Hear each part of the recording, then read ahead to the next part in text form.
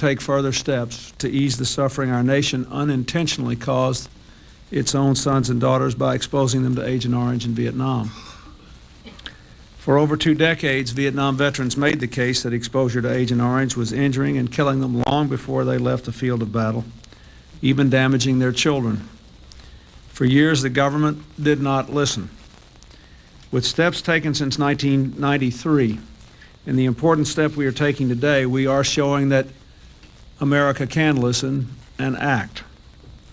I'm announcing that Vietnam veterans with prostate cancer and the neurological disorder peripheral neuropathy are entitled to disability payments based upon their exposure to Agent Orange.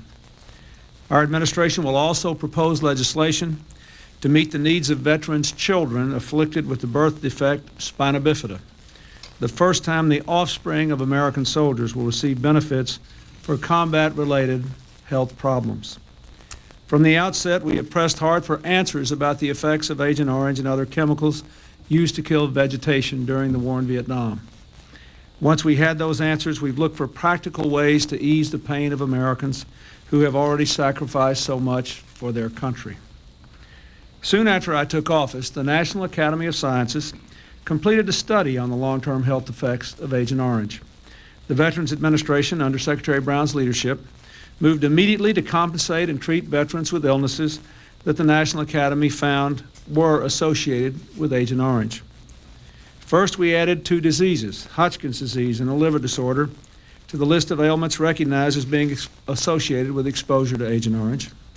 Then Secretary Brown created a full task force to look into the National Academy of Sciences report in more detail. Acting on its recommendations, I approved disability payments to Vietnam veterans suffering from respiratory cancers and multiple myeloma.